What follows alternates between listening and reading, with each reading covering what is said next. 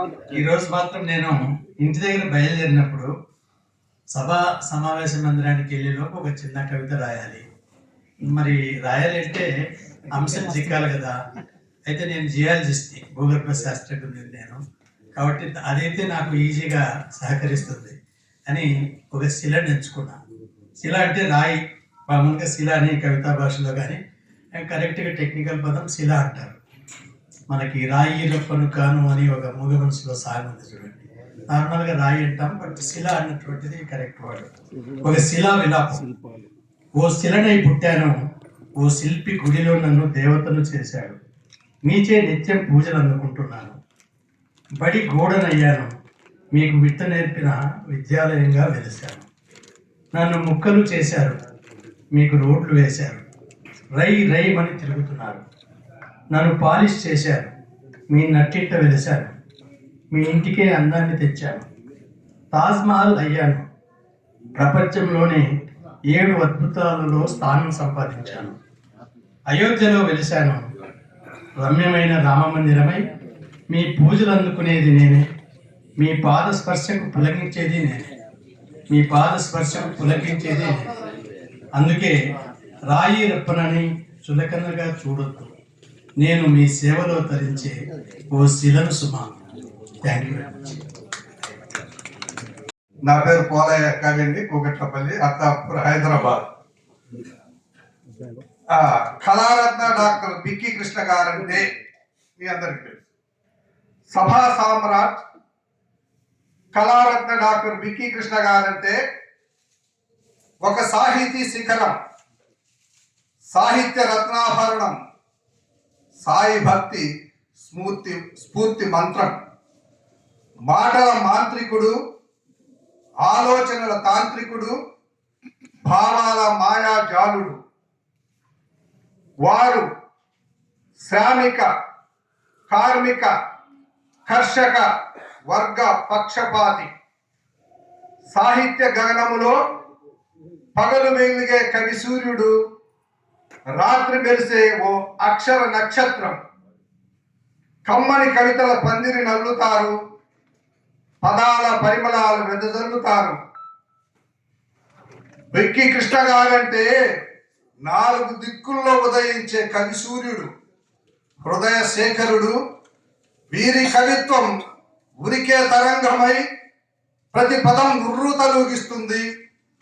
అమృత సేద్యమై విజయ తీరాలను, సొగసైన ఆనంద దృశ్యాలను కాంతివంతంగా అలంకరిస్తుంది. కవిత్వమే తన ఊపిరిగా కవులను గుర్తించి, కవిత్వం వ్రాయించి, కవితాగానం చేయించి సన్మానించడం, ప్రోత్సహించడం, భుజం తట్టడం, ముందుకు నెట్టడమే బిక్కి కృష్ణ గారి ప్రేమ తత్వానికి ప్రతిరూపం.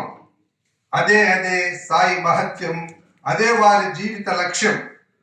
వారి కలం నుండి జాలువారిన చరమగీతం, మార్మిక నది, కవిత్వం డిక్షన్, ప్రతి గ్రంథం ఒక పెద్ద బాల శిక్ష.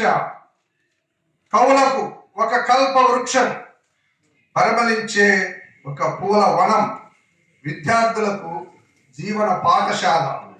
వారు ప్రవహించే ఒక సజీవ నది, వారు బృహత్ గ్రంథాల సృష్టికర్త.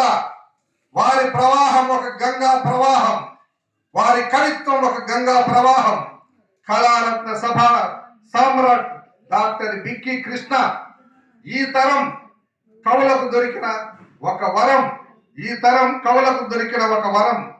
ఆ కళా తపస్వికి, ఆ అభినవ రాయలకు, ఆ సాహితీ బ్రహ్మకిదేనా అక్షర హారతి. మా గురుదేవులైన శ్రీ బిక్కి కృష్ణ గారి పాద పద్మాలకు అంకితం నా ఈ కవిత. నాకు ఈ అవకాశం ఇచ్చిన రానా మేడం గారికి, బిక్కి గారికి, అందరు విన్న ఓపికతో విన్న మీ అందరికి నా హృదయపూర్వక ధన్యవాదాలు. చాలా బాగుంది. మేఘాల పల్లకిలో పిల్లల నివాస గుడారాలు, ఒంటరిగా కుమిలే గొడగట్టిన దీపాలు, గుండెల్లో పెట్టుకొని పెంచు పెద్ద చేసిన ప్రేమ స్వరూపాలు, రెక్కలొచ్చి ఎగిరి వెళ్ళాక క్షణం తీరికలేక మూలాల్ని మరిచిన జీవితాలు. వారి ప్రపంచంలో వారి కొత్త బాంధవ్యాలతో మాత్రమే గడిపే నేటి తరం పిల్లలు. ఒక్కసారైనా నెక్స్ట్కి వస్తారా వారికి అమ్మా నాన్నలు? కళ్ళు గాయం చేసుకుని బాధదారులు, గుండె కొట్టుకునేది కన్నబిడ్డల కోసం అనుకునే అమృతమూర్తులు. వయసు పెరిగే కొలది పిల్లలు దూరమై దగ్గరకు చేరే వ్యాధి బాధలు. అందుకే ఎంత పని ఒత్తిడి ఉన్నా విస్మరించకూడదు పిల్లలు తమ బాధ్యతలు. వృద్ధాశ్రమాల్లో వదలక తమ సొంత గృహాలే కావాలి వారికి స్వర్గసీమలు. మనవళ్ళు మనవరాలతో కలిసి సాగాలి వారి కాలక్షేపాలు. పెద్దల కళ్ళ నుండి ఒక్క కంటి చుక్క కూడా రాలకుండా చూసుకునే వారే ఉండాలి వారసులు. అప్పుడే వారికి అన్ని విధాల శ్రేయస్కరమైన భగవంతుని కృపా కటాక్షాలు. ధన్యవాదాలు. ధన్యవాదాలు మేడం. మేడం అభినందనలు కూడా మీకు.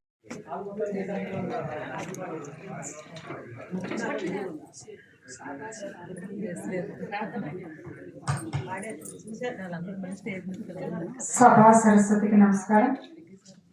శ్రీ భం సాయి సేవా ట్రస్ట్ ఆధ్వర్యంలో పరసేవ పరమో ధర్మ అన్నట్టుగా ఈరోజు ప్రముఖ కవి తత్వవేత్త బికి కృష్ణ గారు రాసినటువంటి పుస్తకావిష్కరణ సభ సాయి తత్వం లీలా రహస్యం అనే పుస్తకాన్ని ఫిలాసఫీ ఆఫ్ షిర్డి సాయి గురించి ఈరోజు కార్యక్రమాలు ఉంటాయి. ఈ కార్యక్రమానికి ముందుగా ఈనాటి ముఖ్య అతిథి ప్రముఖ ఆధ్యాత్మికవేత్త income tax principal chief commissioner గౌరవనీయులు ఎం నరసింహప్ప గారిని సగౌరవంగా సవినయంగా వేదికను అలంకరించవలసిందిగా కోరుతున్నాను. ఈనాటి సభాధ్యక్షులు గౌరవనీయులు బిడి రాజగోపాల్ గారు, ప్రముఖ కవి, రిటైర్డ్ ఆంధ్రప్రదేశ్ మైన్స్ డైరెక్టర్, వారిని సగౌరవంగా వేదిక మీదకి ఆహ్వానిస్తున్నాను సాయి వారి ఆశీస్సులతో. అలాగే ఈ కార్యక్రమానికి ముఖ్య కర్త అయినప్పటికీ ఈరోజు ముఖ్యంగా వారి పుస్తకావిష్కరణ కూడా ఉంది. అది మామూలు పుస్తకం కూడా కాదు. అటువంటి ఇలాంటి మహాసభలు ఎన్నో నిర్వహిస్తున్నటువంటి కళారత్న డాక్టర్ బిక్కి కృష్ణ గారిని సగౌరవంగా సవినయంగా వేదికను అలంకరించవలసిందిగా కోరుతున్నాం. 100 పుస్తకాలకు పైగా రాయడమే కాకుండా కొన్ని వందల మందికి, వేల మందికి వారు శిక్షణ ఇస్తున్నారు. వారికి ధన్యవాదాలు కూడా తెలియజేసుకుంటున్నాం కవులందరి తరఫున. అలాగే ఈ కార్యక్రమానికి గౌరవనీయులు డాక్టర్ అరికిపూడి రఘు గారు విచ్చేశారు. అరికిపూడి రఘు సేవా ట్రస్ట్ అధ్యక్షులు. వారిని సగౌరవంగా వారు దారిలో ఉన్నారు. అలాగే ఈ కార్యక్రమానికి ప్రముఖ సోషల్ యాక్టివిస్ట్ గౌరవనీయులు రాజరాజేశ్వరి మారెడ్డి గారు వచ్చేసారు. వారిని సగౌరవంగా వేదికను అలంకరించవలసిందిగా కోరుతున్నాను. ఇప్పటి వరకు ఎంతో అద్భుతంగా మన కవి సమ్మేళనాన్ని నిర్వహించినటువంటి కుసుమ ధర్మన్న ఫౌండేషన్ అధ్యక్షురాలు గౌరవనీయులు డాక్టర్ రాధా కుసుమ గారిని సగౌరవంగా సవినయంగా వేదికను అలంకరించవలసిందిగా కోరుతున్నాను. ఈ కార్యక్రమాన్ని ప్రారంభించే ముందు జ్యోతి ప్రజ్వలన చేయవలసిందిగా పెద్దలను కోరుతున్నా. డాక్టర్ అక్కిరాజు సుందర రామకృష్ణ గారిని సగౌరవంగా వేదికను అలంకరించవలసిందిగా కోరుతున్నాం. ప్రముఖ కవి, ప్రముఖ నటుడు. వారిని సగౌరవంగా వేదికను అలంకరించవలసిందిగా ప్రార్థిస్తున్నాం. జై మాత. ముందుగా జ్యోతి ప్రజ్వలనతో ఈ కార్యక్రమం ప్రారంభించవలసిందిగా పెద్దల్ని కోరుతున్నాను.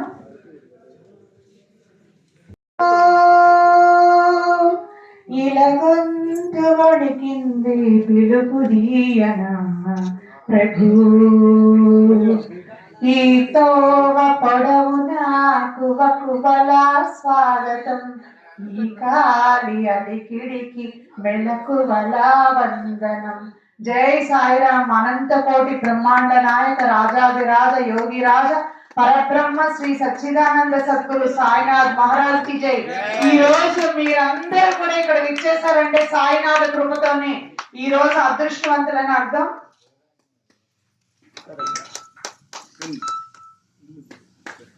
ఈ పూల రాగాల పుల, ఈ కవుల కావ్యాల నాట్యాల సభలోన అనొచ్చు.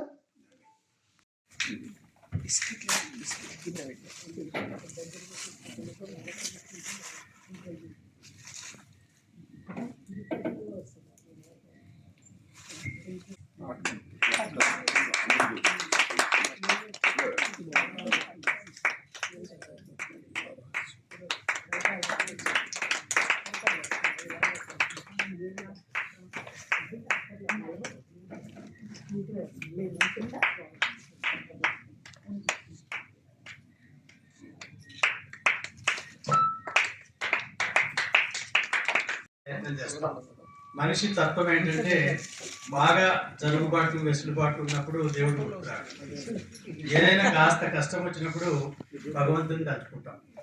ఆ భగవంతుని తలుచుకోవడమే కాకుండా ఆ పుస్తకాలు చదివితే మీకు ఆ ఏదైతే నిర్లిప్తతో ఉన్నారో ఆ నిర్లిప్తత వెళ్ళిపోతుంది.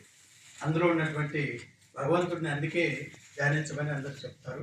మరి ఈ పుస్తకాన్ని గురించి మరి ప్రస్తుతం వేదిక పైన ఉన్నటువంటి అతిథుల పైన కొద్దిగా చిన్న పరిచయ వ్యాఖ్యలు వెంకీ కృష్ణ గారి మాటల్లో వినండి.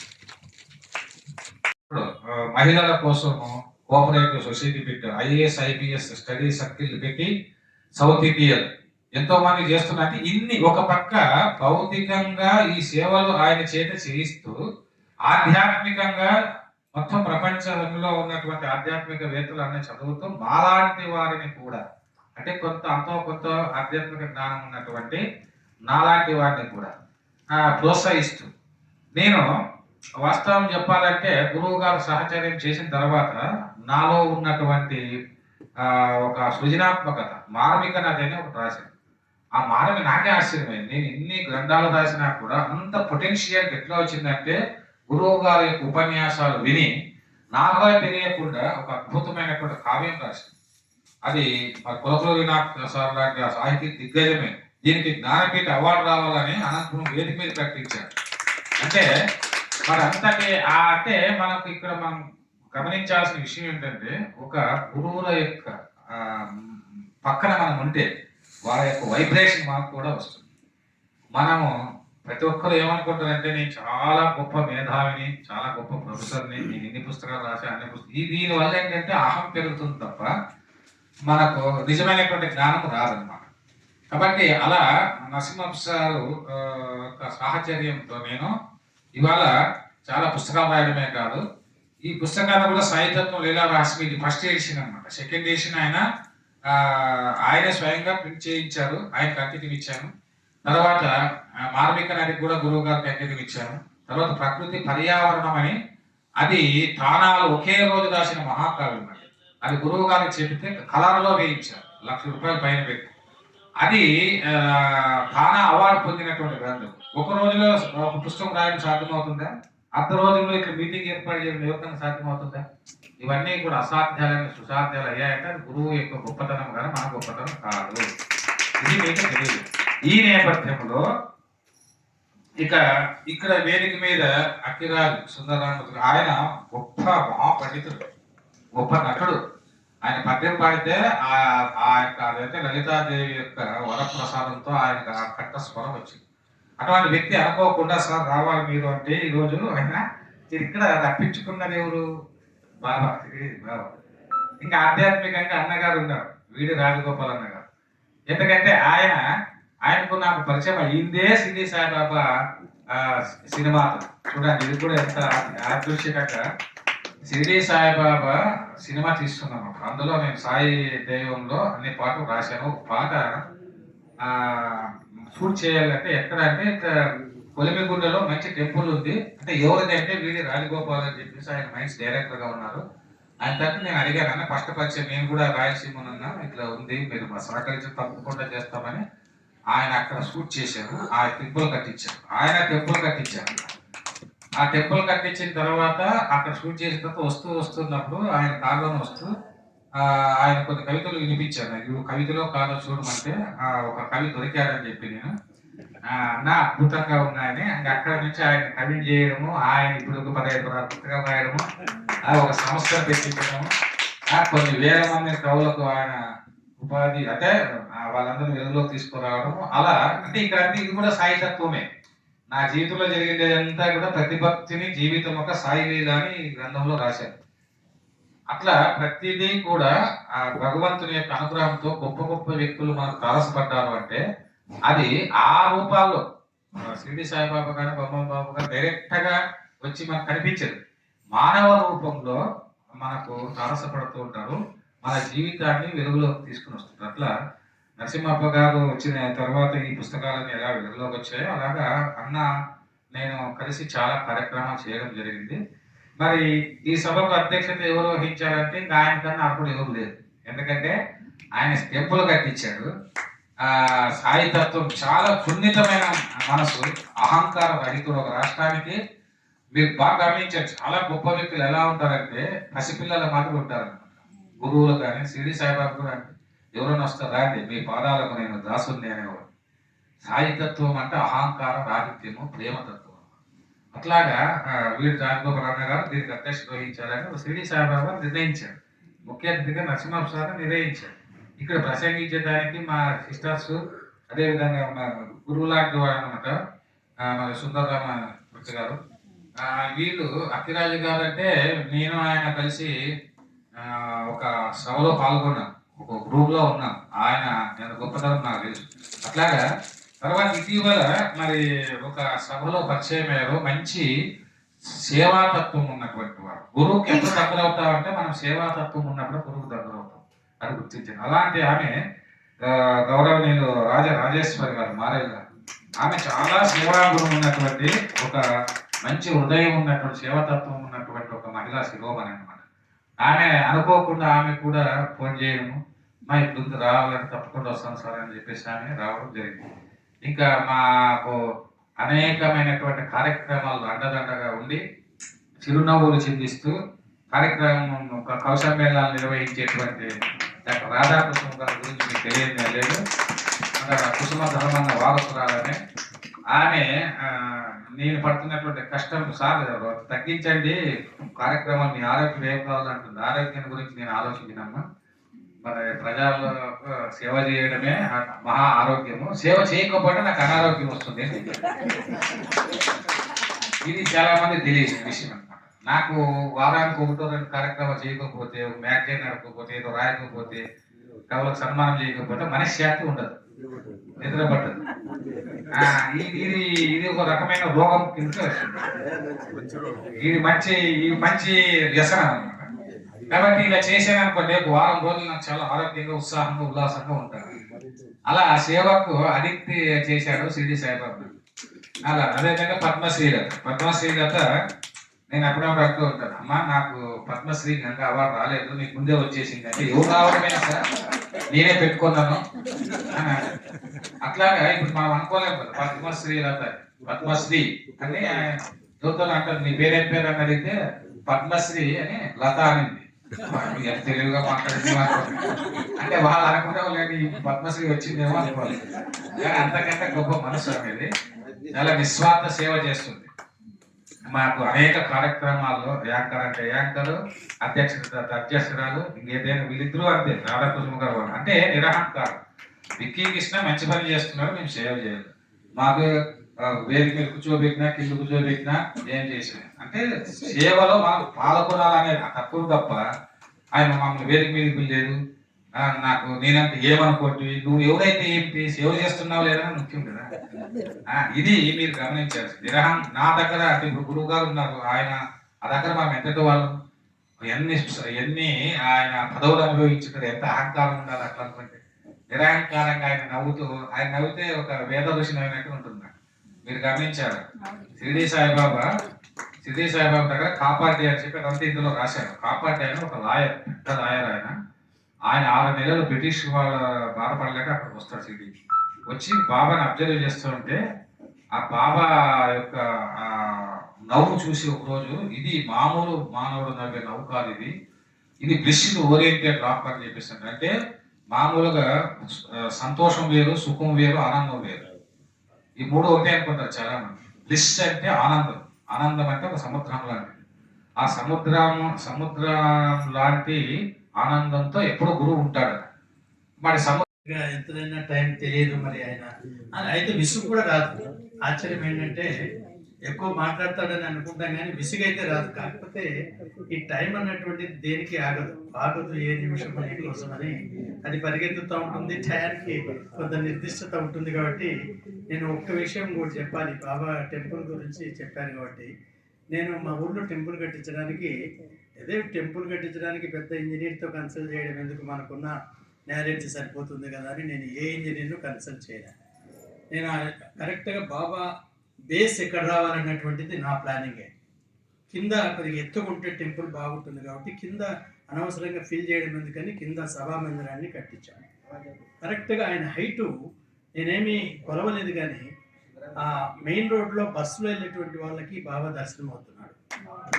నేను వాళ్ళు చెప్పినాక ఆశ్చర్యపడినా. నేను అస్సలు ఈ యాంగిల్లోనే, మామూలుగా అయితే ఎవరైనా చెప్పింటే ఆ యాంగిల్లో కరెక్ట్గా వచ్చేటట్టుగా మనం ఎత్తు సర్దుబాటు చేసేవాళ్ళం. నేను అనుకున్నటువంటి ఎత్తు కరెక్ట్గా పెట్టాను. అది మెయిన్ రోడ్లో అది మామూలుగా సుమారైనటువంటి రోడ్డు, రోజు కనీసం అంటే 60-70 బస్సులు తిరుగుతుంటాయి. అందరూ పాపం వచ్చి ఇట్లా దూరం పోయేటోళ్ళు దిగి టెంపుల్ చూసి దర్శనం చేసుకోలేరు, కానీ వాళ్ళు నాకు చెప్పారు, సార్ మీ టెంపుల్ బస్సులో నుంచే మాకు బాగా దర్శించారు అని.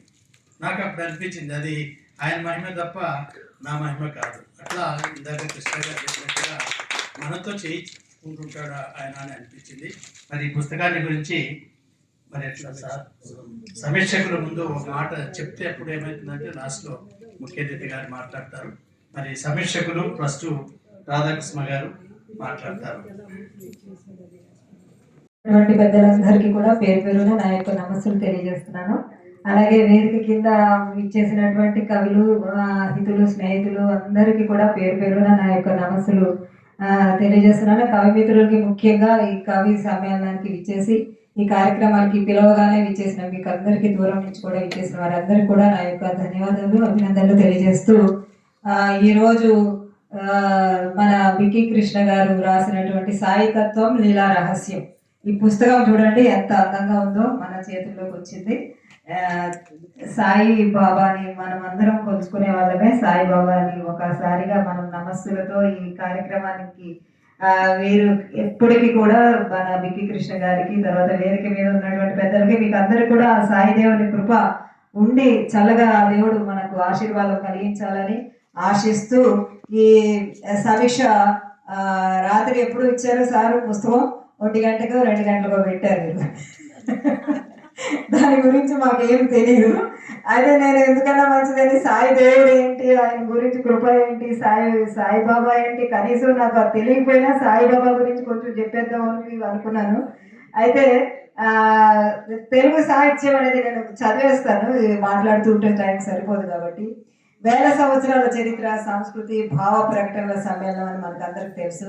ఇందులో అనేక దశలు, ఇందులో ముఖ్యంగా ఆధ్యాత్మిక దశ అనేది ఇప్పుడు మనం ప్రస్తుతం కూర్చున్నది ఆధ్యాత్మిక స్థితిలో ఉన్నటువంటి మన బికి గారు మనకి అనేక రకాలుగా తెలుసు. వారు ఒక జర్నలిస్టు, తర్వాత అనేక సంఘాలు వారి భావజాలం అనేది మొట్టమొదటిగా వేరుగా ఉండేది. చిన్నప్పటి నుంచి కూడా వేరుగా వారి పెరిగిన రీతి, వాతావరణం అంతా కొత్తగా ఉండేది.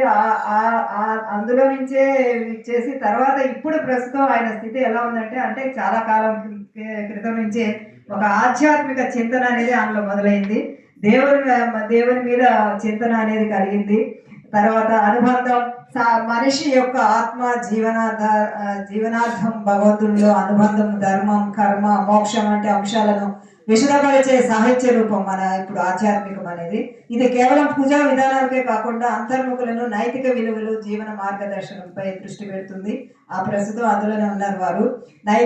భక్తి తత్వం, భగవంతుడిపై ప్రేమ, విశ్వాసం, మనసుకు శాంతి, జీవితానికి దిశ, నైతికత పెంపొందించడం అనేది మన ఆధ్యాత్మిక. ఎక్కడ మనం దేవుని కొలిచినా ఇది ఏ మతం అయినా సరే మనకు నేర్పించేది అదే నైతికత్వం. అందరిలోనూ దేవుని చూడడం, అన్నిట్లోనూ దేవుని దర్శించడం, జీవితం, భక్తి, కరుణ, సర్వమత సమానత్వం ప్రతీక. మన సాయిబాబా గారు 1838, 1918 భారతదేశంలోని మహారాష్ట్రలోని షిరిడి గ్రామంలో నివసించిన మహానుభావుడు. అందరికీ తెలిసిన విషయం. ఆయన దగ్గరికి వెళ్ళని వారంటూ ఉండరు, ఎవరో కొంతమంది తప్ప. సాయిబాబా జననం, తల్లిదండ్రుల వివరాలు నాకు అంతగా తెలియదు. అయితే చిన్న వయసులోనే తపస్సు మార్గం ఎంచుకొని 1850లో షిరిడికి చేరుకున్నారని, మొదట ఖండోబా మందిరం వద్ద నివసించేవారని, తర్వాత ద్వారకామాయి మసీదులో స్థిరపడ్డారని, ఇవన్నీ ఆయన గురించి. ఆయన వస్త్రధారణ, భిక్షాటన ద్వారా జీవనము, హిందూ ముస్లిం మతాల మధ్య సమన్వయము సాధించడం, సబ్కా మాలిక్ ఏక్, అందరికీ ఒక్కడే దేవుడు అని చెప్పడం ప్రధాన సందేశం. ఇవన్నీ కూడా ఆయన గురించి తెలిసినటువంటి విషయాలు మనకందరికీ. అందుకే అందరూ కూడా షిరిడి సాయిబాబా అంటే అటువైపు మొగ్గు చూపుతాం.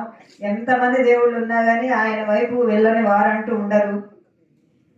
ఆయన ధూని నిత్య అగ్ని ద్వారా భక్తులకు ఉదయ ప్రసాదం ఇవ్వడం, శ్రద్ధ, సబూరి అంటే సహనం, సాయిబాబా బోధనల యొక్క మూల సూత్రాలు, దానం, సేవ, క్షమ ఇవన్నీ కూడా ఆయనలోని గొప్పతనము. మైక్ పనిచేయట్లేదా? హలో. తర్వాత ఇకపోతే మన ఈరోజు సాయి తత్వం లీలా రహస్యం అనేది షిరిడి సాయి సేవా ట్రస్ట్ హైదరాబాద్ వారు వీరు తయారు చేశారు. దీని అంకితం ఎవరంటే అందులో పుస్తకంలో ఉన్నది ఏంటంటే పోరుగంటి భవానీ అర్జునరావు గారికి వారు అంకితం ఇచ్చారు. ఆమె తెలంగాణ తొలి మహిళా నిర్మాత, శ్రద్ధ సబూరి చారిటబుల్ ట్రస్ట్ చైర్మన్. తర్వాత సాయినాథుని ముఖ చిత్రం అద్భుతంగా ఉంది. ఎందరో మహానుభావులు ముందు మాటలు రాశారు. అందులో చాలా మంది ఉన్నారు. చల్లా కోదండరామ్ గారు హైకోర్టు న్యాయమూర్తి, చంద్రకుమార్ గారు విశ్రాంత హైకోర్టు న్యాయమూర్తి, ఇలాగ ఎంతో మంది వారు ముందు మాటలు రాశారు. సమాజంలో అస్తవ్యస్త ధోరణులు ఎక్కువై, మానసిక ఆనందం కరువై, నీతి నిజాయితీలు కనబడకుండా మానవత్వం పరిమళాలు ముఖ్యమై, స్వార్థాల మనస్తత్వాలు అధికమై, కుళ్ళు కుతంత్రాలు, ప్రజలు అశాంతి ఆ మడుగుల్లో తడిచిపోతూ కృత్రిమత్వపు జీవితాల్లో ఒంటరిగా మిగిలిపోతున్నటువంటి దశలో నేటి సమాజంలో తన అద్భుతమైన శైలిలో, మన పిక్కి గారి శైలి గురించి తెలియని వారు ఉంటారు. ఆయన రాసినటువంటి పుస్తకాలు మనం ఎన్నో చదివాము. అయితే ఆ శైలిలో మానసిక ఆనందాన్ని కలిగిస్తూ జీవితాన్ని ముందుకు నడిపించే రీతిని తెలియపరుస్తూ దైవత్వాన్ని ఎలా పొందాలో పరిపూర్ణ జీవితం ఆ సాయినాథుని జీవితాన్ని మన ముందుకు అక్షరీకరణం చేసి మన మనస్సును ఉల్లాసంగా మానవత్వ పరికరాలను అందిస్తూ సాయితత్వం తెలిపే గ్రంథమే నేడు మనం ఆవిష్కరించుకున్నటువంటి సాయితత్వం లీలా మహత్యం. ఈ పుస్తకం చూస్తున్నప్పుడు చాలా ఆనందం కలిగింది. ఎందుకంటే ఒక కోణంలోంచి నాకు పికి కృష్ణ గారు తెలుసు, కానీ దీనిలో ఇంత అంతర్లీనంగా ఇటువంటి ఆధ్యాత్మిక చింతన ఇంతగా ఉందా అని. అందుకే వారు ఎన్ని కష్టాలు వచ్చినా, ఎన్ని ఒడిదుడుకులు వచ్చినా ఎంతో మనోనిబ్బరంగా నాకేముందులే నేను గెలుస్తాను, ఏదైనా కానీ సాధిస్తాను అనేటువంటి ముందుకు పోయేటువంటి ఆ ధీరత్వం అనేది కనిపిస్తుంది. అంటే ఇదంతా కూడా ఈ సాయితత్వం అనేది తనలో ఆధ్యాత్మిక చింతన తనలో ఉండడం వల్ల ఇవన్నీ సాధ్యపడినాయేమో అని నాకు అనిపించింది. ఆయన గురించి సర్వజ్ఞత్వం నుండి శ్రద్ధ, సబూరీలను సాయి ఎలా పాటించారు వరకు మనకు అనేక మొట్టమొదటి నుంచి ఇన్ని ఉన్నటువంటి పుస్తకంలో అంశాలన్నింటిలో కూడా అనేక విషయాలను, మహిమలను, జ్ఞానాన్ని కలిగిస్తాయి. శాంతి కలుగుతుంది. అహంకారం ఈ పుస్తకం చదవడం వల్ల మనకి ఏంటంటే మీరు అందరి చేతిలోకి వస్తున్న గురించి తెలియజేస్తూ ఇవన్నీ మనకు ఒక విషయాన్ని చెబుతూ ఆ విషయం ఎందుకు అలా చేశారు సాయిబాబా ఎందుకు అనేది మనకు మనసులో ముద్రించే విధంగా ఆ అక్షరాలు గాని, ఆ పదబంధాలు గాని, ఆ భావ వ్యక్తీకరణ గాని అద్భుతంగా రాశారు సారు. ఆ తర్వాత అందంగా నృత్యం చేసేవాడట సాయిబాబా. ఆ నృత్యం అనేది ప్రకృతిని ఆరాధించేవారు, పిల్లలతో కలిసి ఉండేవారు. ఎప్పుడు కూడా నృత్యం చేయడం కానీ, ఒక గీతం ఆలపించడం కానీ, ప్రకృతిని ఆరాధించడం కానీ, ఒక సంగీతం కానీ, సాహిత్యం కానీ, తర్వాత నవ్వు కానీ, ఆనందం, మౌనం, ధ్యానం, ఇలా ఎన్నో మన ముందు ఇవన్నీ ఉండేవన్నీ కూడా సౌందర్యం. దాన్ని స్వీకరిస్తూ మనసును ప్రశాంతంగా ఉంచుకోవాలనేదే బాబా తత్వం. బాబా దగ్గరికి ఎవరు వెళ్ళినా కానీ ఎంతో సంతోషంగా ఉంటారు, ఆనందంగా ఉంటారు. వారి భవిష్యత్తు ఎంతో ఆనందంగా ఉంటుంది. వారు అనుకున్న పనులు నెరవేర్తాయి. ముందుగా అన్నిటికంటే ముఖ్యంగా మన చిత్తం, మన మనసు అనేది ప్రశాంతంగా ఉంటుంది. ఆయన ఈ విధంగా మన విక్కీ సార్ గారు ఆయన ప్రతి విషయాన్ని ఎంతో కూలంకషంగా, ఎంతో అందంగా, అది చదివితే మళ్ళీ ఒక ఎవరు రాసినా పుస్తకం ఏది రాసినా ప్రజలందరికీ అందులో ఏదో ఒక సందేశం. మామూలుగా సామాజిక అంశాలు రాస్తేనే కాదు, ఇటువంటి ఆధ్యాత్మిక పుస్తకం రాసినా అందులోంచి ఒక వినూత్నమైన శక్తిని లేకపోతే ఒక సందేశాన్ని అందజేస్తూ అద్భుతంగా రాశారు. జీవన విధానం ఏ విధంగా మార్చుకోవాలి, సాయి తత్వాన్ని సాయి లీలలకు జోడిస్తూ సంపూర్ణ జ్ఞానాన్ని అందించినటువంటి ఈ గ్రంథం సాయి తత్వం లీలా రహస్యం అద్భుతమైన గ్రంథం. మనం అందరం చదవాలి, మీరందరూ చదవాలి, ఇంకా అందరి చేత చదివించాలి. ఆ చదివించి దాని మీద మనం కూడా కొన్ని రాస్తూ ఉంటే జనానికి అందరికీ హితంగా ఉన్నటువంటి పుస్తకాలు ఏదైనా సరే మనం అందరం చదివి తీరవలసిందే. ఇటువంటి మంచి పుస్తకాన్ని 4 మాటలు నాకు మాట్లాడే అవకాశాన్ని సార్ పికి కృష్ణ గారు కల్పించినందుకు వారికి హృదయపూర్వకంగా నేను పాదాభివందనాలు చేస్తున్నాను. ఇటువంటి గొప్ప వ్యక్తి యొక్క సహచర్యంలో ఇటువంటి కార్యక్రమాలన్నీ కలిసి చేయడం అనేది అదృష్టంగా భావిస్తున్నాను. మీ అందరినీ కూడా మీరందరూ కూడా ఈ విధంగా మనమందరం కలుసుకోవడానికి దోహదకారిగా ఉన్నటువంటి ఒక సభ పెట్టడం అంటే అంత ఆశామాషి విషయం కాదు. సభ పెట్టాలంటే ఎన్నో రకాలుగా మనం మామూలుగా వస్తాము, అది ఇవ్వలేదు ఇది ఇవ్వలేదు అంటాం, కానీ ఆ సభ పెట్టడం ముఖ్య ఉద్దేశం ఏంటో గ్రహించి మీరందరూ కూడా వచ్చి ఇటువంటి సహకారం అందజేసినందుకు మీకు పికి కృష్ణ గారికి, వేదిక మీద ఉన్నటువంటి పెద్దలందరికీ కూడా నా యొక్క నమస్సులు తెలియజేస్తూ ఈ అవకాశం ఇచ్చినందుకు ధన్యవాదాలు తెలియజేస్తాను. చక్కగా ఆయన పికి కృష్ణ గారి నమ్మకాన్ని వమ్ము చేయకుండా, అది బోరు కొట్టించకుండా చక్కగా ప్రసంగించారు. పద్మశ్రీ గారు మీ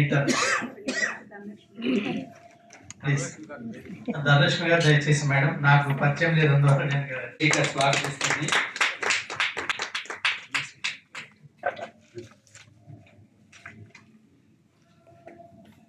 నిజానికి మనం ఎన్నో ఆధ్యాత్మిక గ్రంథాలను పరిశీలిస్తూ ఉంటాం. ఆధ్యాత్మిక అనగానే ఉండేది అలా ఉంది, అలా కొన్ని పదాలు ఉంటాయి అన్నమాట. కానీ బిటి కృష్ణ గారు ఎలా రాశారంటే, మనం ఇలా పుస్తకం తీయాలి, ఎందుకంటే దత్త చరిత్రలు ఇవన్నీ ఉంటాయి. ఫస్ట్ ఎవరు దత్తాత్రేయుడు తర్వాత శ్రీపాద శ్రీరంగడు, నృసింహ సరస్వతి, ముక్కామలు, అలా తర్వాత షిర్డీ సాయిబాబా అవతారం వచ్చింది. ఇలా ఒక అవతారము జన్మనెత్తి ఆయన మన అన్నీ నేనే అంటూ ఆయన ఉద్ధరిస్తున్నాడు. ఇవన్నీ తెలిసిన విషయాలే. కానీ ఇప్పుడు మనం మాట్లాడాల్సింది ఈ పుస్తకంలో ఏం రాశారండి. మనం సాయిబాబా చరిత్రలు చదువుతున్నాము, దత్త చరిత్రలు చదువుతున్నాము, ఆధ్యాత్మిక విషయాలు నేర్చుకున్న వీటన్నిటి సారాంశం ఏంటి? అందరిలో ప్రేమతత్వం చూడాలనేది. ఆ ప్రేమతత్వం అనే దాన్ని ముఖ్యమైన ఇదిగా ఒక కాన్సెప్ట్ గా బికి కృష్ణ గారి పుస్తకంలో పొందుపరచడం జరిగింది. భారతదేశంలో ఎన్నో సాయి గ్రంథాలను పరిశీలించి రాయడం వలన మన వైఎస్ఆర్ శర్మ గారు అన్నారు, సత్యాన్వేషణ జీవితం అన్న వేదవాక్కుని రచయిత మనసా వాచ పొందుపరిచారన్నారు. జస్టిస్ చంద్రకుమార్ గారు అన్నారు, ఇందులో 16 అధ్యాయాలు ఉన్నాయి, ప్రతి అధ్యాయంలో ఏదో ఒక అంశం కొత్తదనం కనిపిస్తుంది అన్నారు. వ్యక్తిత్వ వికాసమే కాకుండా అసలు జీవితం అంటే ఏంటో, అది మన లోకానికి ఎందుకు వచ్చాం, మనం చేయాల్సిన పనులేంటో కూడా ఈ పుస్తకం చదివితే మనకు తెలుస్తుంది. భక్తి శ్రద్ధలతో చదవండి, సాయి కృపతో ఆనందంగా జీవించండి అన్నారు పికి కృష్ణ గారు. దీనికి సహకరించిన వారందరికీ ఐఆర్ఎస్ ఐపీఎస్ జస్టిస్ అందరికీ కృతజ్ఞతలు కూడా తెలియజేశారు. లింగాకృతి బాబా, అసలు బాబాలో ఎన్ని రకాల అవతారాలు ఉన్నాయి. సాయిబాబా ఆయన రాజాదిరాజు అంటాం, యోగిరాజు అంటాం, సద్గురు సాయి అంటాం, అని శ్లోకంలోనే ఉంది. ఒక్కొక్క దాని గురించి వాటి యొక్క విశిష్టతను కూడా పొందుపరిచారు. నా భక్తుల రక్షణ సమాజం నుండే వెలువడుతుంది, లీలా రహస్యాలతో పాటు మీ భావాలు మీ భారమంతా నాపై వేసేసేయండి, నేనే మోస్తానన్నారు బాబా అని చెప్పారన్నమాట. శృతుల్లో ప్రతి శృతి నువ్వే, భక్తి జన హృదయానికి శృంగమై దిగి వచ్చే దయతోడ దైవమే సాయిగా, శ్రీ షిరిడి సాయిగా, ఆనందదాయిగా, అభ్యప్రదాయిగా అని వేణోళ్ళ పొగడాలి అని అన్నారు.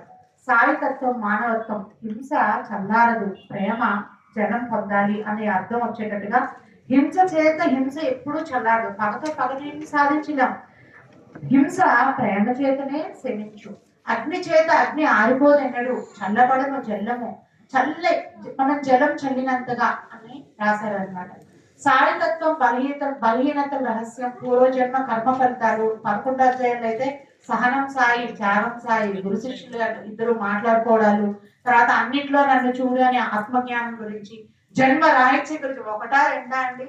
ఈ పుస్తకం చదివితే మీరు సాయి చరిత్ర ఇవన్నీ కూడా మనకి ప్రస్ఫుటం అవుతాయి. సాయి గురువుని శ్రద్ధతో 12 ఏళ్లు పూజించారు, మనము ప్రేమిద్దామన్నారు. అలాగే భౌతిక ప్రేమతో దూరంగా ఉన్నారు. సాయి సబూరితో ఆయన భిక్షాటన గురించి, ఇతరులు తనను హింసించినా కూడా ఆయన దాన్ని సహించడం గురించి, అలాగే ఆరతి పాటలో పరమార్థం గురించి కూడా ఈ 16 అధ్యాయాల్లో పికి కృష్ణ గారు ఎంతో అద్భుతంగా ప్రస్ఫుటించారు. అంతేకాదు ఆయన పాట రాశారు, ఎంత అజ్ఞానివిరా అని. ఎంత అజ్ఞానివిరా ఓ మూఢ మానవుడా, భౌతిక జ్ఞానంతో విడిసి పడుతున్నావురా, సాయి కన్నా సైంటిస్టు ఎవడున్నాడురా, సైంటిస్ట్ ఎవరున్నాడురా, ప్రేమ పంచు ప్రీస్ట్ కన్నా సైంటిస్టే గొప్పరా, సైంటిస్టే గొప్పేరా. కన్ను చూసినదంతా నిజమనుకుంటావు, కన్నుగానని సత్యం నమ్మరాదంటావు. భౌతికవాదం ఒకటే సర్వమనుకుంటావు, భావవాదం అన్నది భ్రాంతి అని అంటావు. మనసుల వెనకాలున్నది భౌతికమా అభౌతికమా, మనుషులను నడిపించేది యాంత్రికమా ఆధ్యాత్మికమా, యాంత్రికమా ఆధ్యాత్మికమా. భౌతికవాదాలే నిజమనుకుంటావు, నిజమనుకుంటావు. అనుభవవాదాలు అబద్ధమంటావు, అనుభూతులంటావు అని బిక్కి కృష్ణ గారు ఎంతో అద్భుతంగా రాశారు. మరి ఇంతే ఒకటింతే అన్నట్టు ఈ సాహిత్యత్వం నీలా రాసి మనకు కూడా చదివి తరిద్దాము. ధన్యవాదాలు. ఈ అవకాశం సార్ గారిని మాట్లాడవచ్చు.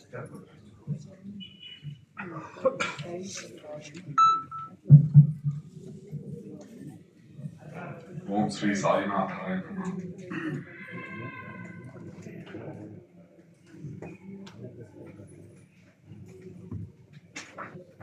కృష్ణ గారు చెప్పారు, ఇది అనుకోకుండా ఈ సమావేశం ఒక రోజులో ఇది అరేంజ్ చేయడం జరిగింది అని చెప్పారని.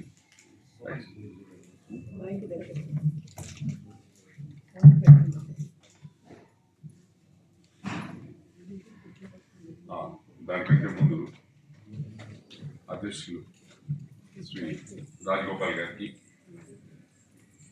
గ్రంథకర్త ప్రముఖ కవి కళారత్న డాక్టర్ బిక్కి కృష్ణ గారికి, అఖిరాజు సుందర రామమూర్తి గారికి, మారెల్ల రాజరాజేశ్వరి గారికి,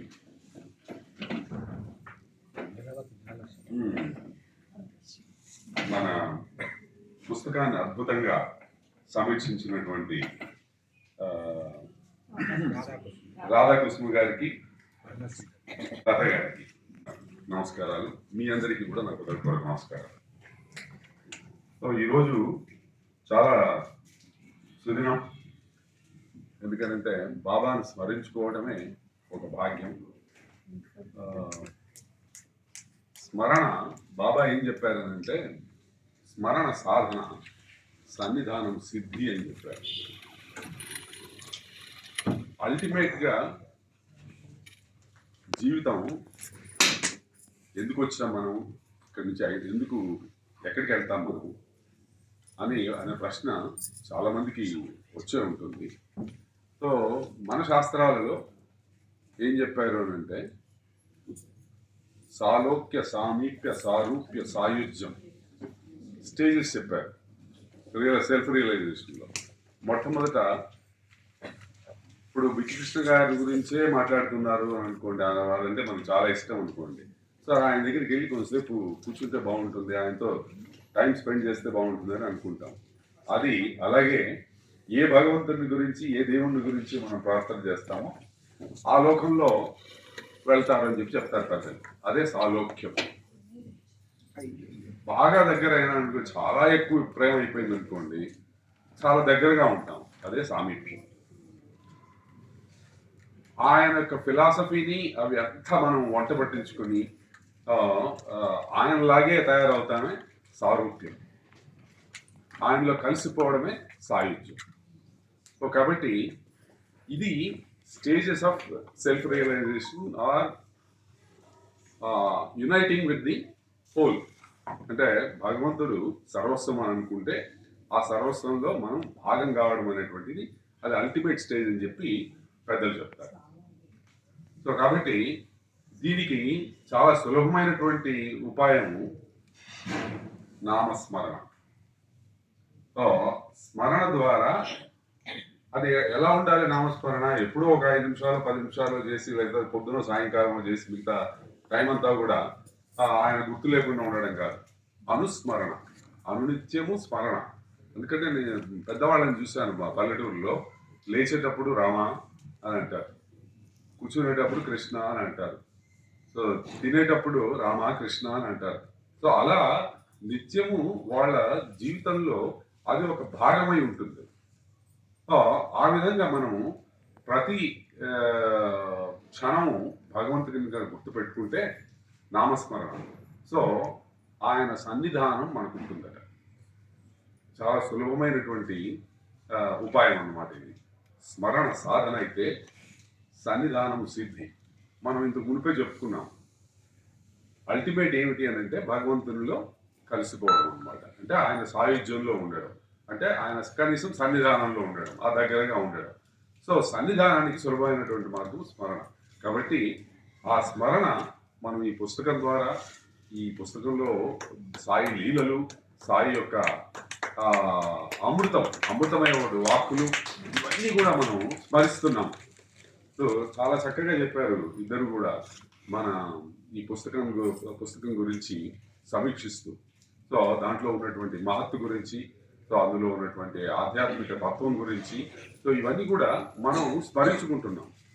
సో ఈ స్మరణే సాధన ఇది. సో కాబట్టి మనం అందరం కూర్చున్నటువంటి భాగ్యాన్ని కల్పించినటువంటి గ్రంథకర్తకి, సో ఈ సభను ఏర్పాటు చేసిన అందరికీ కూడా నా కృతజ్ఞతాపూర్వకమైనటువంటి అభివాదాలు.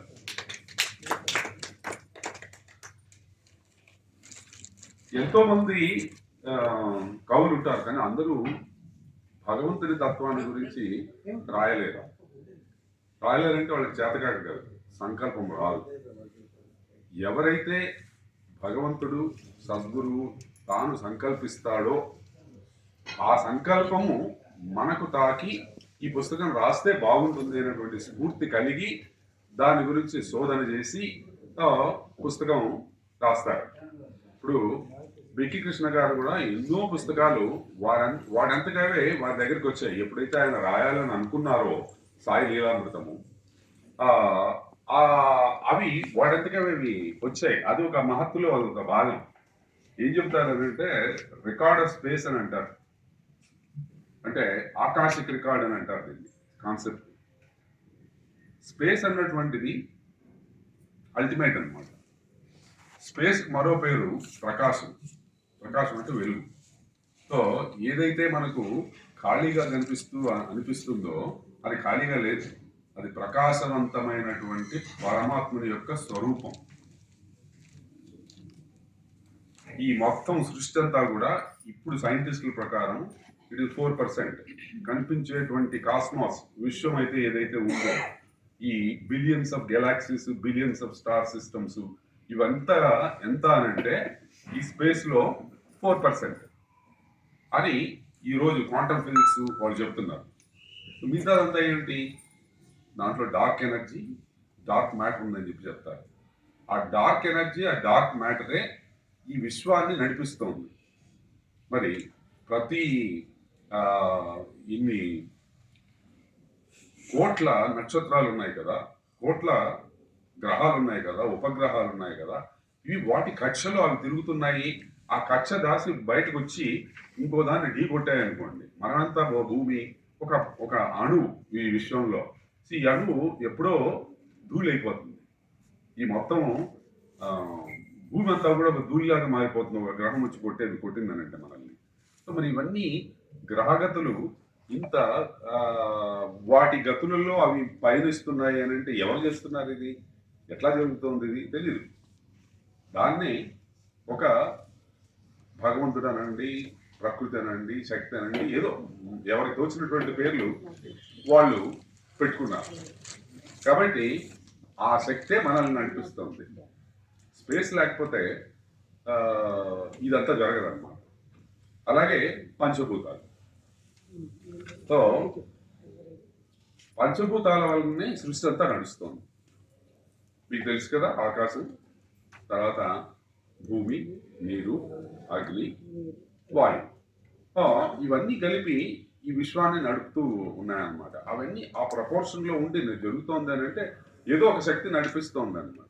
ఆ శక్తి యొక్క స్వరూపమే సద్గురువు అని చెప్పి చెప్తారు. సత్ అని అంటే ఎప్పటికీ మారనటువంటిది. సో ఎన్ని వేల సంవత్సరాలు అయినా కూడా అది మారదు. ఆ శక్తి అట్లాగే ఉంటుంది. సో దానికి ప్రతీకనే సద్గురువు.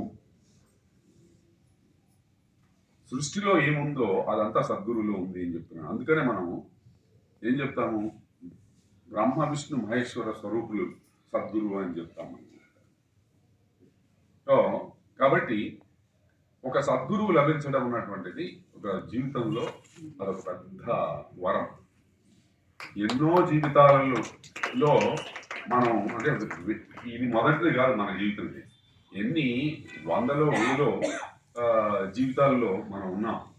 సో ఏదో ఒక జన్మలో ఆ సత్యాన్ని గురించి తెలుసుకోవాలా. ఈ ప్రకృతి ఏంటి, ఈ పుట్టుకేంటి, ఈ చావు ఏంటి, ఈ బాధలు ఏంటి, ఇవన్నీ ఎందుకు వస్తున్నాయి, ఎవరు చేస్తున్నారు, ఇలాంటి ఆలోచనలు ఎప్పుడోసారి మనకి అందరికీ వస్తూ ఉంటాయి అన్నమాట.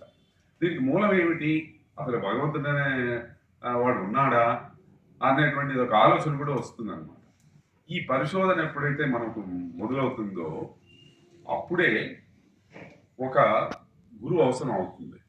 ఆ గురువు కూడా మన దగ్గరికి మనం వెళ్ళలేము. గురువు దగ్గరికి గురువే మన దగ్గరికి వస్తాడనమాట. అందుకనే ఆధ్యాత్మికవేత్త అని నేను చెప్పాను, నాకు అది ఇష్టం లేదు. నేను ఒక జిజ్ఞాసు.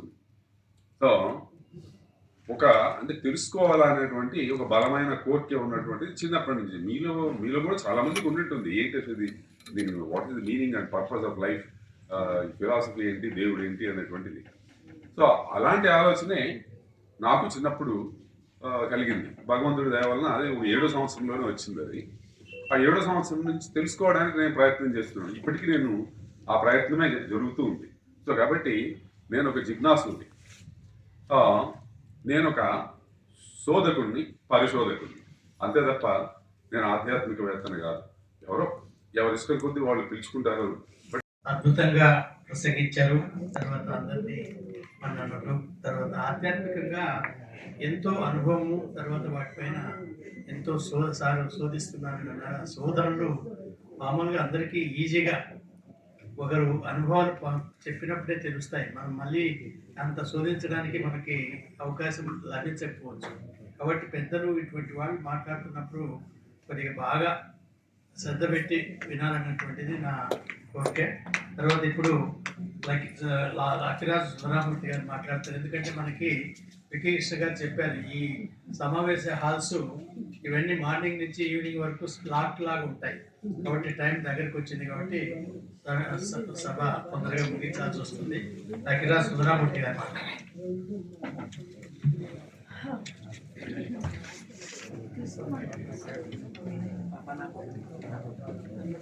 వేదికలు అలంకరించిన పెద్దలారా, ఆధ్యాత్మిక చింతనాపరులారా, నిజానికి ఒక 2-3 నిమిషాలు మాట్లాడి కూర్చుందాం అనుకున్నాను. నరసింహప్ప గారు, సోదరీమణులు పద్మ శ్రీలత, ఆ కుసుమ గారు వాళ్ళు మాట్లాడిన తర్వాత ఒక 4-5 నిమిషాలు మాట్లాడుతున్నారు. పద్మ శ్రీలత గారు టీచర్ అమ్మా, నువ్వు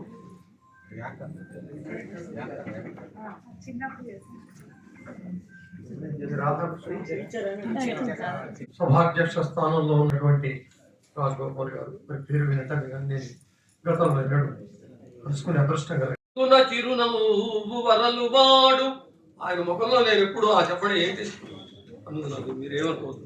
నేను ఎప్పుడు పోయినా కూడా ఫీల్ అవుతారా, కలిసి అవుతారా, మర్యాద, మట్టు, మాట, తీరు, కొంతమందికి అది గౌరవం. నిజానికి ఇందాక ఎవరు అన్నట్టుగా ఆయన చేసిన పోస్ట్ ఏంటి, ఎంత గొప్ప పోస్టు, అది తెలుగు జనంలోకి నిజంగా గర్వకారణం.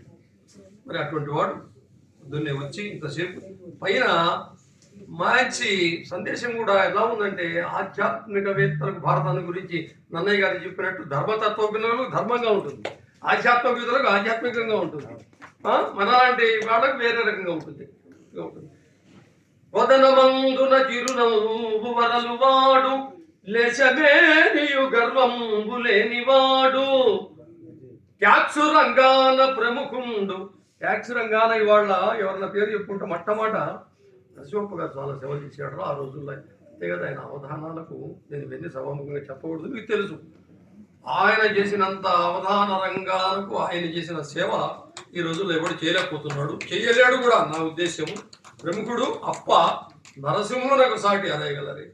ఇట్లా ఎందుకు చెప్తున్నానంటే అమ్మాయి కూడా నాకు బాగా నచ్చింది ఆ సమీక్ష.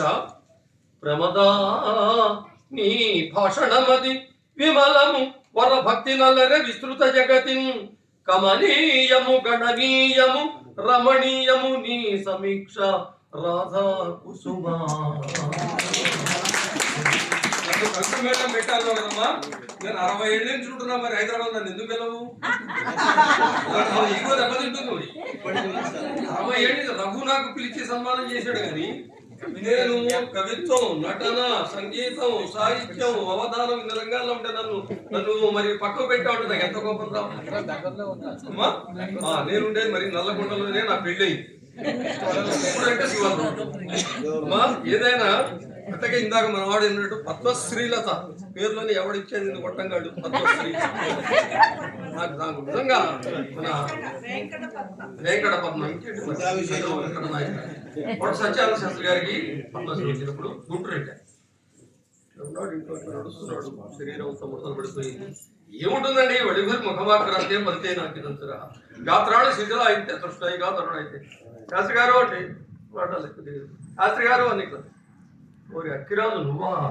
నేను సార్ హరికథా రంగంలో పద్మశ్రీ రావడం అనేటువంటిది మేము బ్రతకుండంగా నిజానికి చాలా గొప్ప గొప్ప హరికథ విద్వాంసులు నేను చూశాను. మా ఊళ్ళోనే బుద్ధవరపు కురంగేశ్వరరావు గారు ఆయన టీచర్ నరసరావుపేట. నేను అడిగాను మా నాన్నగారు ఉండేది. రామదాసు హరికథ చెప్తుంటే రాముడు సాక్షాత్కరించేవాటండి, హనుమంతుడు కనబడేవాటండి. మరి అటువంటి వాళ్ళకు పద్మశ్రీలు లేవు. చూడండి, రంగారావు ఉంది, సావిత్రికి ఉంది, జమున గారికి ఉంది. జమున గారికి 10 ఏళ్ళు కృష్ణుడు వేసే ఆసంగతన్నా తెలుసా మీకు? తెలియదు కొంతమందికి. మీకు తెలుసు లేండి, నరసింహ గారికి తెలుసు, ఆమెకే లేదు. నేను అడిగాను ఒకసారి, ఆ టాపిక్ మారే అక్కిరాజు, ఆ టాపిక్ మారే.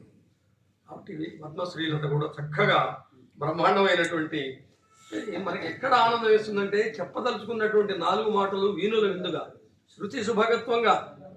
తర్వాత కృష్ణ గారి గురించి ఇప్పుడు ఆ పుస్తకం తర్వాత చదువుతాను. నేను కూడా మరి లెక్చరర్ని 35 ఏళ్ళు చేశాను, 53 బుక్స్ రాశాను. నేను నా పుస్తకాలు ఎవరు చదవరు, ఎందుకంటే నాకు కూడా వామపక్ష భావాలు. కొద్దిగా ఎందుకు రాసేవరా ఇట్లా, ఏం ప్రయోజనం? ఉప్పల్ గారు నన్ను చివాట్లు పెట్టాడు. ఏముందిరా దీనివల్ల నువ్వు తీసి ఆ 4 పద్యాలు తీసేయను, ఆ 4 బదులు ఇంకో 4 గలుపుతానని రాశాను. పురాతనం పురాతనం అంటే ఇప్పుడు పెద్ద మరీ పెద్దవాడే కదా, 77. కాబట్టి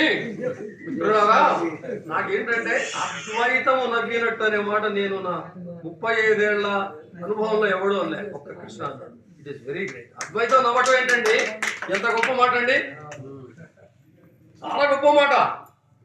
మొన్న తిరునగరి శ్రీనివాస్ కూడా నా ఫ్రెండ్ కొడితే మరి కలము, కాగితము, సముద్రము ఇంకో వేరే భావంలో రాశాడు, కానీ కృష్ణ మిత్రుడు రాసినటువంటి భావం మాత్రం శాశ్వతంగా చెరగని ముద్రగా మరి పాఠకుల హృదయాల్లో ఉంటుంది. అది మాత్రం గ్యారంటీ. ఎందుకంటే మప్పుసాటు లేచినట్టి యోగ నిద్ర అంటాం. యోగ నిద్ర తత్వం చెప్పాడు, ప్రతివాడు చెబుతాడు, యోగ తత్వం చెప్పలేడు.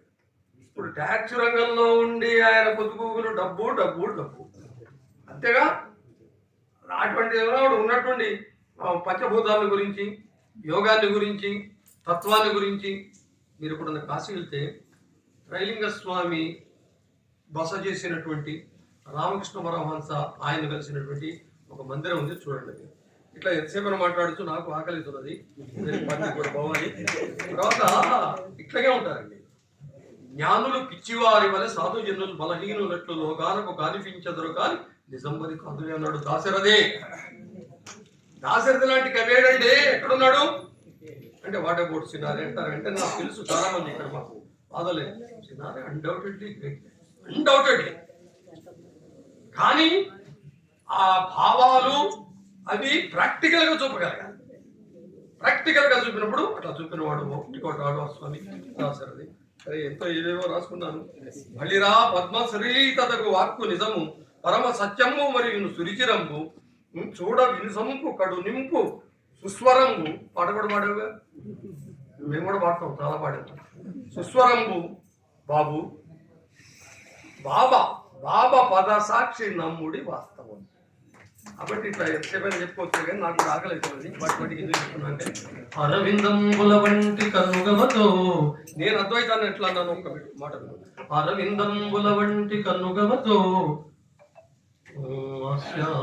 చిరునవ్వుతో హరినీలంబుల బోలు ముంగురులతో అద్వైతమౌ శక్తివై, అద్వైతమౌ శక్తి, ఆ శక్తిని ఎవడు కరుణామూర్తిగా నిత్యనుత్రమగు శృంగారాననామోమునన్ చిరకాలంబు నటూపుమన్న జననీ శ్రీరాజరాజేశ్వరి శ్రీరాజరాజేశ్వరి. ఇంకా చాలా మంది మిమ్మల్ని గురించి కూడా రాశాను కానీ ఇప్పుడు చెప్పలేను. నమస్కారం. థ్యాంక్ యూ అండి. సభకు నమస్కారం. ఈరోజు చాలా శుభదినంగా నేను భావిస్తున్నాను. నేను ఎన్నో వేల సభలు నిర్వహించాను కానీ ఇటువంటి సభను శ్రీ భంభం, ఎందుకంటే ఇది విశిష్టమైనటువంటి సభ అన్నమాట. ఈ సభ ఇది శ్రీ భం సాయి సేవా ట్రస్ట్, అంటే పరమోన్నత గురువు. మరి ఈ మన తెలుగు రాష్ట్రాల్లో ముఖ్యంగా అనంతపురం జిల్లాలో మరి ఎన్నో మహిమలు చూపినటువంటి శ్రీ భంభం నంద్యాల అనంతపురం జిల్లాలో ఆయన మహా జగద్గురు అనమాట. శ్రీ భం సాయి సేవా ట్రస్ట్ ఆయన పేరిట మా గురువు గారు నాకు ఎవరెన్ని చెప్పినా ప్రపంచంలో గొప్ప ఆధ్యాత్మిక వేత్త, నిష్కల్మషమైనటువంటి హృదయము, నిస్వార్థ సేవ పరాయణత్వం ఉన్నటువంటి గురువు ఎవరంటే నాకు షిరిడి సాయిబాబా, తర్వాత నాకు నరసింహప్ప గారు కనిపిస్తారు. ఎందుకంటే యద్భావం తద్భావతి అని పెద్దలు అన్నారు. మరి గురువు గారు అనుకోకుండా నిన్న ఈ కార్యక్రమం ఇక్కడ మేమొకటి అనుకోకుండా గురువు గారు ఈ కార్యక్రమం ఏర్పాటు చేశారు. అందుకే ఇది నా కార్యక్రమం కాదు. ఎందుకంటే నేను చేసే కార్యక్రమాలు వేరు. అయితే ఈరోజు శ్రీ భం సాయి సేవా ట్రస్ట్ ఆధ్వర్యంలో నా పుస్తకము సాయితత్వం లీలా రహస్యం అనేటువంటిది ఇక్కడ ఆవిష్కరింపబడటం అనేటువంటిది గురు మహిమ. ఇంతకు ముందే ఆమె అద్భుతంగా పాడింది కోగంటి శాంతిశ్రీ గారు. గురు మహిమా వర్ణించతరమా, సద్గురు మహిమా స్తుతించతరమా, అది నీతరమా నాతరమా, వేయి నాలుకలున్న ఆదిశేషుని తరమా అని ఎప్పుడో రాశాను. ఆ పాట ఆమె అద్భుతంగా చాలా బాగా ట్యూన్ చేసి పాడింది. అది రాత్రి 1 గంటకు పంపించాను. ఎందుకంటే ఒక అర్ధ రోజులో ఈ సభను ఏర్పాటు చేయడం అనేటువంటిది కూడా ఒక మిరికల్. ఎవరైనా చేయగలరా? ఇంత బ్యానర్లు ఇవి అసలు ఇది నేను అందుకోసమే నేను ఎవరిని పిలవలేదు. నేను పిలిస్తే 100 మంది వస్తారు. కానీ బాబాయ్ ఎవరిని పిలవాలో వాళ్ళని మాత్రమే పిలుస్తారు. అహంభావులకు ఇక్కడ తావులేదు. ఇది బాగా గుర్తించండి. అహంభావులకు ఇక్కడ తావులేదు. ఆధ్యాత్మికవేత్తలకు మాత్రం తావు. మీరు వచ్చినటువంటి వాళ్ళందరూ కూడా షిరిడి సాయిబాబా దృష్టిలో చాలా ఉత్తమమైన వ్యక్తులు అని ఈ సందర్భంగా మీకు తెలియజేస్తారు. ఇక్కడ వేదిక మీద ఉన్నటువంటి వాళ్ళు కూడా, ఎందుకంటే వేదిక మీద ఉన్నటువంటి వాళ్ళలో మా గురువు గారు ఈ పుస్తకాన్ని మరి అనుకోకుండా ఆవిష్కరిస్తున్నాను గురువు గారు అంటే అది బొబ్బం బాబా యొక్క లీడ్గా గురువు గారు భావించారు. ఎందుకంటే సాయి ఇప్పుడు చూడండి, శ్రీ భం సాయి సేవా ట్రస్ట్, ఇక్కడ సాయి తత్వము బొబ్బం బాబా తత్వం, ఇద్దరి తత్వాలు ఒకటే, గురువులంతా ఒకటే. కానీ ఈ శ్రీ భం సాయి సేవా ట్రస్ట్ ఆధ్వర్యంలో గురువు గారు అనుకోలేదు, నేను అనుకోలేదు. ఈ పుస్తకాన్ని ఈ రోజు ఇక్కడ ఆవిష్కరించాను. ఇది వాస్తవం.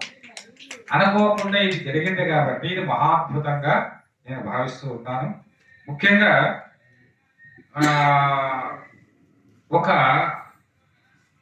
భారతదేశంలోని అత్యున్నతమైనటువంటి ఒక పదవిని అలంకరించి మరి ఇండియాలో అప్పట్లో 18 మంది ఉంటే అందులో principal chief commissioner income tax డిపార్ట్మెంట్లో, అది ఒక అనంతపురం జిల్లాలో ఒక మారుమూల గ్రామంలో పుట్టినటువంటి ఒక వ్యక్తి.